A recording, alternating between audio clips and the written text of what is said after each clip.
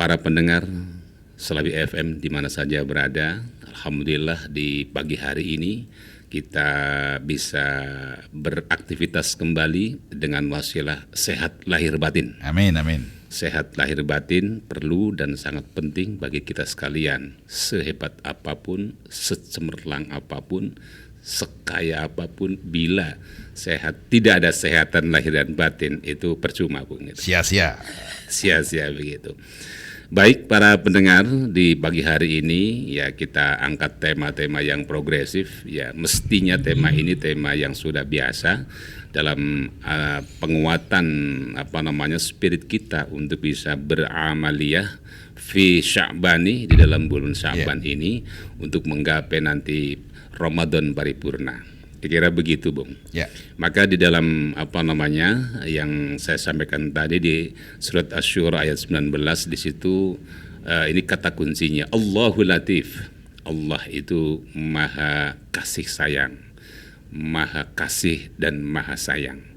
Nah, di situ kata kunci bagaimana kita mengejawantahkan atau kemudian kita mengimplementasikan sifat latifnya Allah Azza wa Jalla Rabbul Alamin ini untuk bisa bermanfaat dan bisa berfaedah di setiap langkah dan aktivitas kita.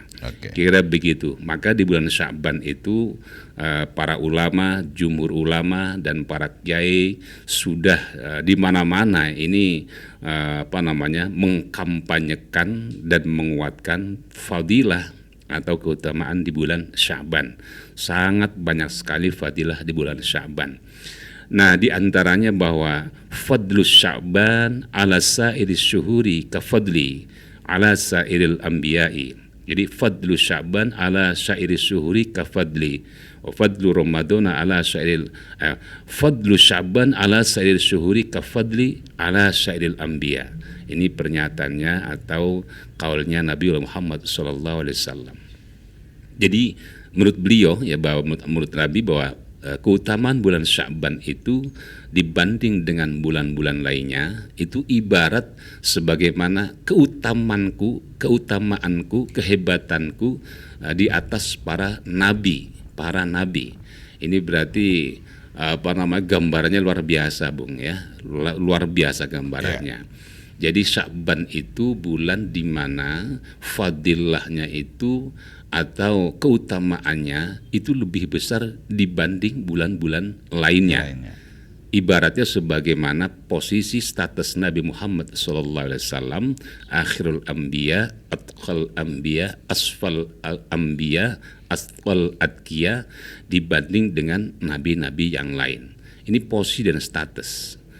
Kira-kira apa di dalamnya? Banyak sekali. Ya, banyak sekali keutamaan yang mesti harus dilalui dan diikuti, maksudnya dilaksanakan oleh kaum muslimin terutama itu untuk menggapai tadi Ramadan paripurna.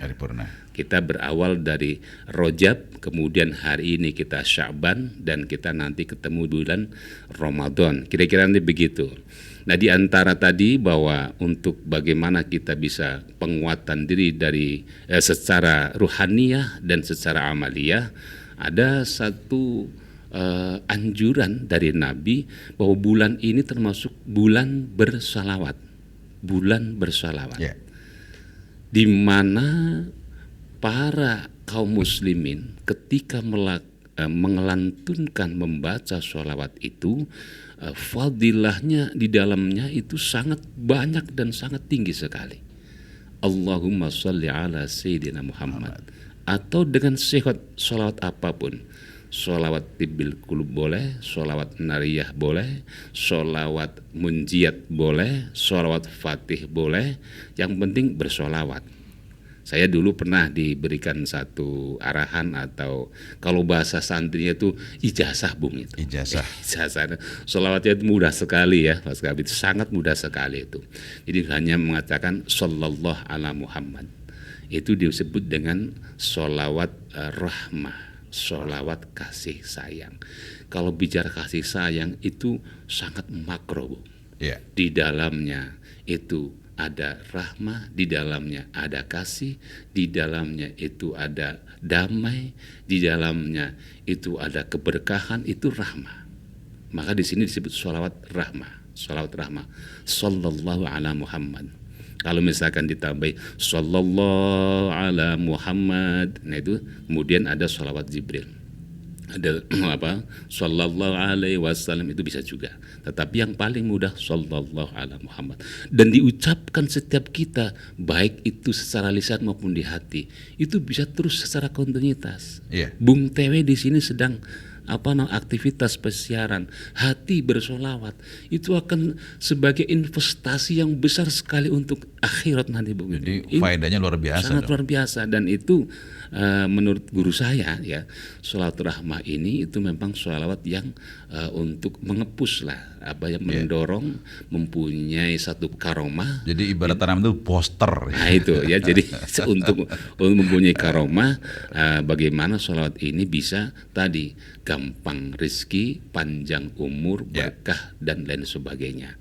Jadi kalau misalkan ini ya, misalnya ini bahasa Jawa bahasa Tegal. Tegalan. Misalnya ini pan puasa, kan sejak maning puasa ini ya. Puasa itu kemudian kalau orang sudah mulai berpikir macam-macam ya. Banyak yang dipikirkan, ibadah sebagainya. Kebetulan posisinya mungkin ekonomi sudah agak sedikit seret. Ini bahasa ini, Bung nih. Para ulama, para alim tuh menganjarkan bahasa ini sebanyak-banyaknya. Allah ala Muhammad sallallahu alaihi wasallam. Nah, di samping punya makna dan punya berimbas pada sistem kehidupan kita secara duniawiyah. Loh, ini ini nggak bisa pere-pere loh, Bung. Aja main-main. Aja main-main gitu kan. Jadi kalau misalnya kita berimbas dan berimplikasi pada sistem kehidupan kita secara duniawiyah, rezekinya itu nanti dilalah ya, itu kan gampang ya. Kemudian apa saja aktivitas kita itu akan bisa dilalui dengan bagus. Hati juga tenang, nyaman gitu. Relasi terbangun dengan baik. Insya Allah sih dagang laris dagangan. Inovasi di dalam sistem perekonomian juga akan bisa berkembang. Itu ada di sana, bahasa Tegalnya dilalah itu ada saja, itu yang bisa menyambungkan untuk bagaimana berakumulasi di dalam sistem ekonomi yang lebih mapan. Ini sholawat, Bung ya. Maka anjuran Nabi di bulan Syaban ini, maka di situ kita termasuk atau anjuran untuk banyak bersalawat. Fa idza shallal abdu alayya fi syahri Syaban amrallahu ta'ala al-malaku ayyah misa ma'ul hayati ilahiri. Ini ceritanya begini. Allah menciptakan laut di bawah arsy yang diciptakan dari nur cahaya matahari. Luas dan bentangannya tak terhingga. Jadi akal manusia tidak dapat menjangkau laut itu. Kemudian ketika ada hambaku, kata Nabi, hambaku membaca sholat di bulan Sya'ban untukku, kata Nabi itu, maka Allah perintahkan malaikat tersebut itu menyelam ke air itu ya. Kemudian setelah malaikat ini, bentangan malaikat itu sayapnya bainal masyriqi wal maghrib. Jadi bentangan sayapnya itu ujung timur dan ujung barat. Itu bahasanya kita dunia ya, tetapi itu lebih daripada itu. Kemudian ketika dia keluar dari laut tadi, kemudian sayapnya dikibaskan, itu setiap tetes kibasan air itu menjadikan jutaan bahkan miliaran malaikat rahmah. Jutaan dan miliaran malaikat rahmat itu tadi, itu semua memintakan ampun kepada hambaku, kata Allah, hamba orang muslim ya, sama kita yang membaca sholawat padaku. Bayangkan, Bung, jutaan bahkan miliaran malaikat rahmat, dia memintakan ampun kepada Allah ya, untuk dosanya diampuni, dosa-dosanya sampai yaumil kiamah. Kita hitung, hari ini saya usia 52. Berarti senom. Aduh. pensiun. Kemudian ketika misalkan Tuhan menakdirkan misalkan 25 atau 30 tahun lagi, maka itu waktu yang sedikit meninggal sampai yaumil kiamah, Bung. Yaumil kiamah. Dan yaumil kiamah, kiamat itu tidak ada yang dapat mengetahui kapan dan waktunya. Bentangan waktunya sangat jauh sekali.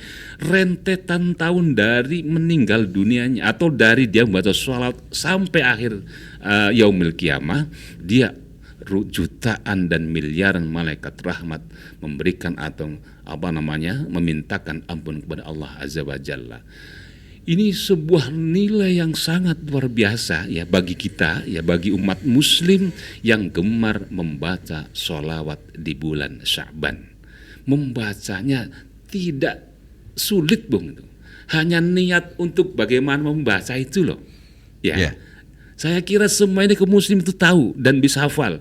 Sallallahu ala Muhammad. Sallallahu ala Muhammad. Dan itu kalau sudah terbiasa dibacakan, nanti walaupun tidak membaca langsung itu afirmasinya jalan. Betul itu, ya. karena jadi itu ibaratnya kebiasaan. kita itu masuk dalam medan perang itu kayak ada perisai gitu betul, kan. ya, betul. Itu semacam itu. Tidak ada peluru, pelurunya meleset. Iya, ya. Jadi ya apapun yang dibiasakan oleh manusia, oleh individu atau seseorang itu, dia secara otomatis akan bisa dilakukan tanpa paksaan dan secara otomatis. Kebiasaan. Ini kalau dilihat dari aspek ilmu neuroscience, itu ilmu tentang manusia, pada dasarnya saraf manusia itu netral, kan gitu. Ketika dia dilipat dalam satu lipatan apapun dan lipatan itu terus menerus, maka tidak usah dilipat kembali, pasti dia akan melipat sendiri.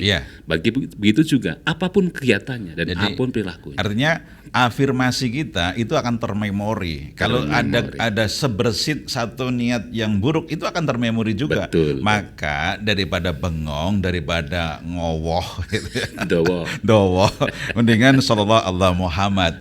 Sambil jalan, sambil masak, sambil nyuci, sambil jualan, sambil ngomong, karnyusoni ora apa-apa. Iya, itu. Itu tidak ada syarat harus wudu, tidak.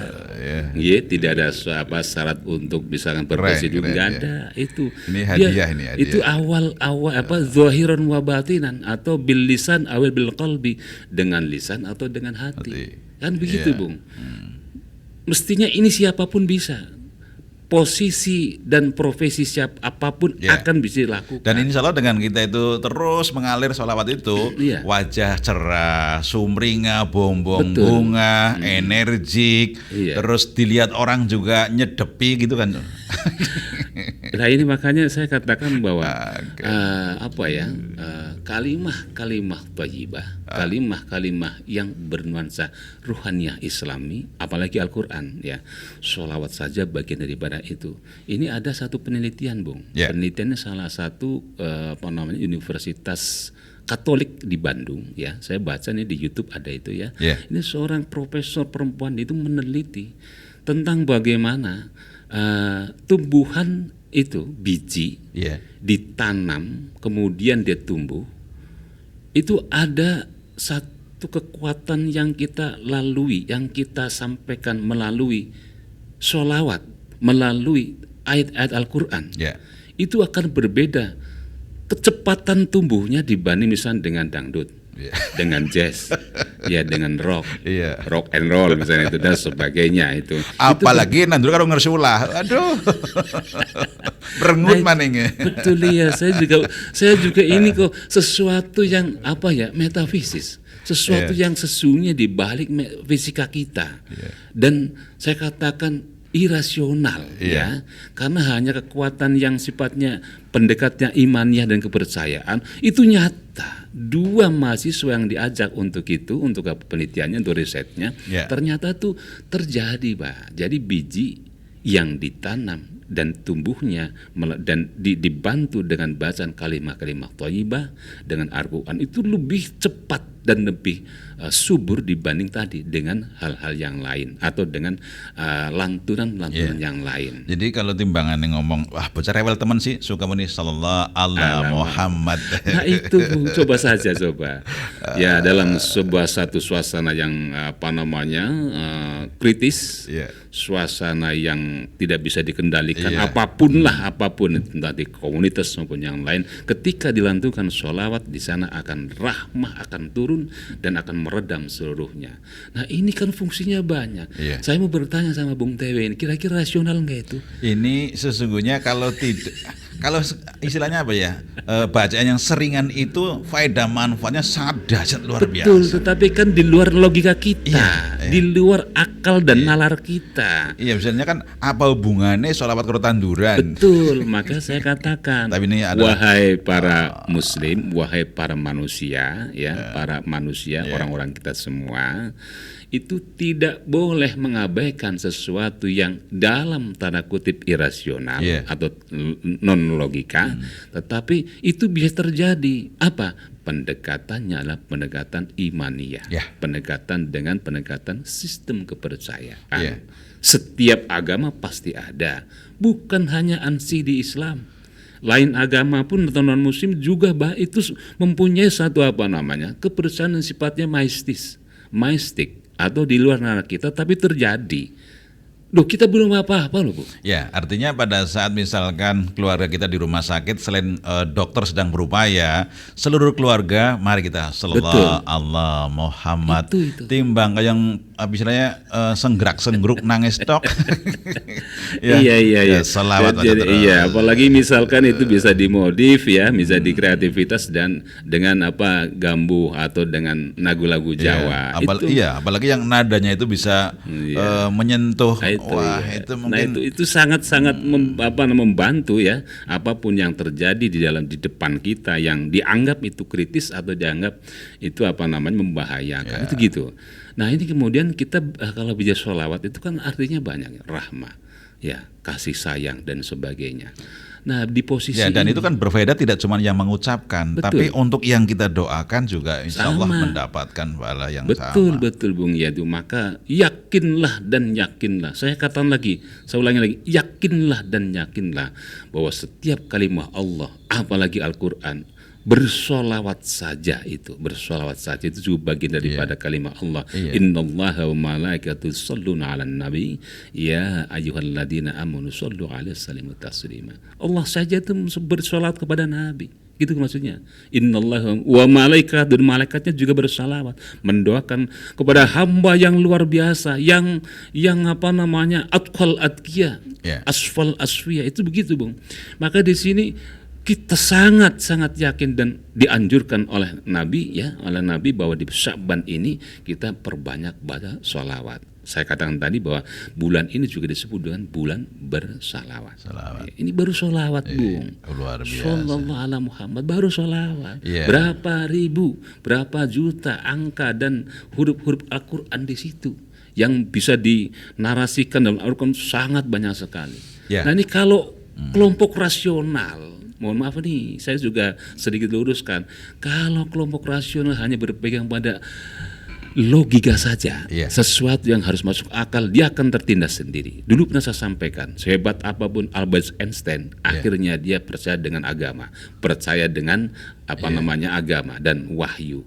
Ya, sayangnya beliau kan di akhir hayatnya kan begitu. Tapi begitu. Mungkin dia sudah mualaf pribadi mungkin. Batinnya sudah baca itu mungkin. Hanya belum termemori, gak ada foto dokumentasi. Betul, iya. Pak Rektor, ini sesungguhnya satu referensi yang dahsyat luar biasa, jangan anggap sepele.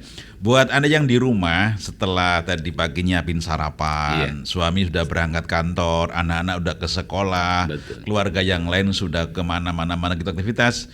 Biasanya kan hati-hati ya Dek, ya Pak, hati-hati ya Pak. Terus sesekali paling-paling nanti WA kan, kirim WA, sedang apa gitu.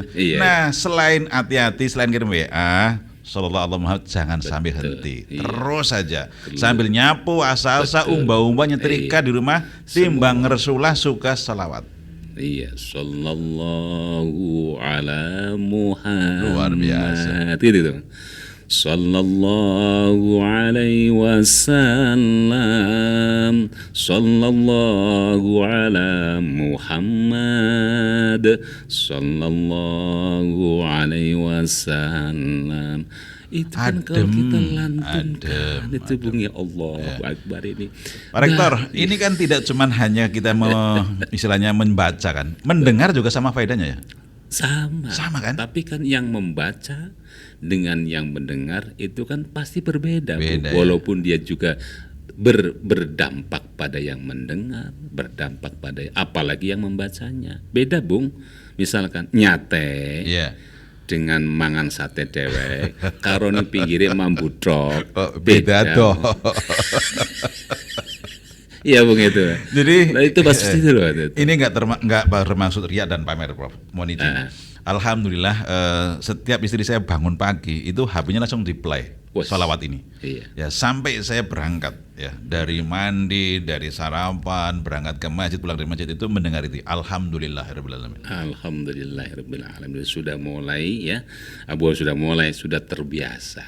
Dan mungkin itu gitu, saya nggak mungkin, itu pasti berdampak pada sistem kita, sistem organ kita, sistem kehidupan kita pasti Bung. Tadi dilalah gampang, dilalah anak baik. Gini saya Bu, kalau orang itu misalkan berbicara masalah apa namanya, ya katakanlah ekonomi Bung ya, itu kan tidak habis-habisnya, semua kurang, tapi kurang akeh. Kurang banyak, tapi dialah ada loh Bung, itu maksudnya loh.